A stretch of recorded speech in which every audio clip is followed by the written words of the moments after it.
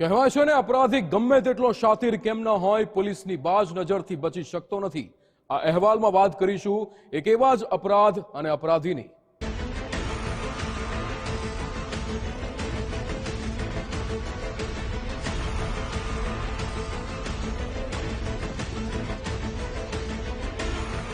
તારીખ 30 જાન્યુઆરી 2025, સમય સવારના 7 વાગ્યાનો. સ્થળ કાળીબેલ ગામ, સંતરામપુર. મહીસાગરના સંતરામપુર પોલીસ સ્ટેશનના કાળીબેલ ગામે ચોળાફળી વિસ્તારમાં એક વ્યક્તિનો મૃતદેહ મળી આવ્યો હતો. આ વિશે પોલીસને જાણ થતા એક ટીમ તાત્કાલિક ત્યાં પહોંચી મૃતકની ઓળખ માટે તપાસ હાથ ધરી. તેવામાં સંતરામપુર પોલીસ સ્ટેશનમાં મૃતક સોમાભાઈ ખાંટના પુત્રએ ફરિયાદ નોંધાવી હતી. તેના આધારે સંતરામપુર પોલીસે અલગ અલગ ટીમો બનાવી કાતિલની શોધખોળ શરૂ કરી.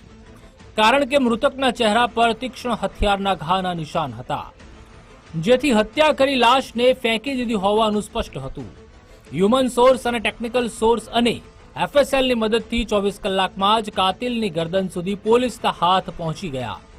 અરજણ ખાંટ નામના શખ્સને ઝડપી લીધો. કરપીણ રીતે હત્યા કરવામાં આવેલી હોય તેવું સામે આવ્યું હતું. ચહેરા પર ગંભીર ઈજાના નિશાનો હતા. તો સંતરામપુર પોલીસની ટીમ ત્યાં તાત્કાલિક સ્થળે પહોંચી અને આગળની તપાસ કરવામાં આવી. તપાસની અલગ અલગ ટીમો બનાવવામાં આવી અને હ્યુમન સોર્સ તેમજ ટેકનિકલ સોર્સના આધારે આગળની તપાસ શરૂ કરવામાં આવી. ગામના લોકોની પૂછપરછ કરવામાં આવી, એફએસએલની મદદ લેવામાં આવી અને સમગ્ર તપાસને અંતે 24 કલાકની અંદર આ ગુનાનો ભેદ ઉકેલાયો. ઘટના એવી બનેલી હતી કે પાડોશમાં જ એક વ્યક્તિ રહેલી છે, અરજણભાઈ ખાંટ, જે મુખ્ય આરોપી છે આ ગુનાના.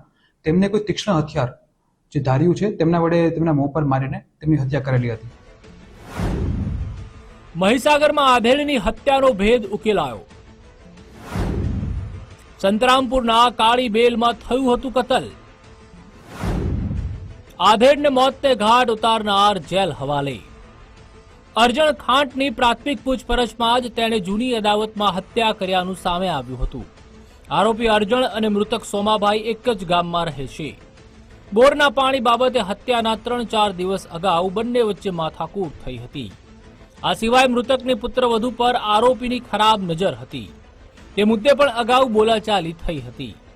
આ બંને વાતની અદાવત રાખી અરજણે સોમાભાઈની હત્યા કરવાનું મનોમન નક્કી કરી લીધું.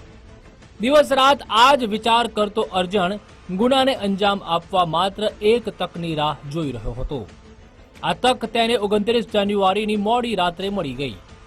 ઘરે જઈ રહેલા સોમાભાઈ પર અરજણે તીક્ષ્ણ હથિયારથી હુમલો કર્યો હતો. મૃતકના ચહેરા પર તીક્ષ્ણ હથિયારના ઘા મારી હત્યા કરી નાખી. પુરાવાનો નાશ કરવા મૃતકનો મોબાઈલ તોડી નાખ્યો અને હથિયાર ત્યાં ફેંકી દીધું હતું. પોલીસે ઘટના સ્થળેથી આ તમામ પુરાવા જપ્ત કર્યા છે. પોલીસે આ ડિટેક્ટ કર્યા બાદ તેમની સાથે ઘરે જતા બધી વસ્તુની રિકવરી કરેલી છે. તો તેમાં હથિયાર પણ મળી આવેલું હતું. સાથે સાથે આ વ્યક્તિ છે એક મોબાઈલ ફોનનો યુઝ કરતો હતો. આ મોબાઈલ ફોન જે મરણ જનાર છે, તો આ મોબાઈલ ફોનના પણ અવશેષો બાળવાના પ્રયત્ન કરવામાં આવ્યા અને અવશેષો પણ રિકવર કરવામાં આવ્યા ઘરમાંથી. આ સાથે સાથે મરણ જનારની સાયકલ મિસિંગ હતી, જે દિવસથી મર્ડર થયેલું હતું એ દિવસથી. એ સાયકલ પણ તપાસ કરવામાં આવી, એમને પૂછવામાં આવ્યું તો આમના દ્વારા એ પણ જણાવવામાં આવ્યું કે કઈ જગ્યાએ તેમને સાયકલ ફેંકેલી છે. તો સાયકલ પણ રિકવર કરવામાં આવી. તો આ બધી વસ્તુ રિકવરી જે કરેલી છે તે વસ્તુ સાથે રાખીને આગળની પણ વસ્તુ જે પુરાવા તરીકે રાખવામાં આવેલી છે અને જે આરોપી છે તેમની અટક કરી દેવામાં આવેલી છે. આમ જૂના ઝઘડાનું મંદુક અને અદાવત રાખી અરજણે જે રસ્તો અપનાવ્યો તેના કારણે સોમાભાઈએ જીવ ગુમાવ્યો છે. તો અરજણને જેલની હવા ખાવાનો વારો આવ્યો છે. સૌથી મોટી વાત એ છે કે ગુનો કર્યા પછી પણ આ શખ્સના ચહેરા પર પસ્તાવાની એક પણ લકીર દેખાતી નથી. હસમુખ રાવલ, ગુજરાત ફર્સ્ટ, મહીસાગર.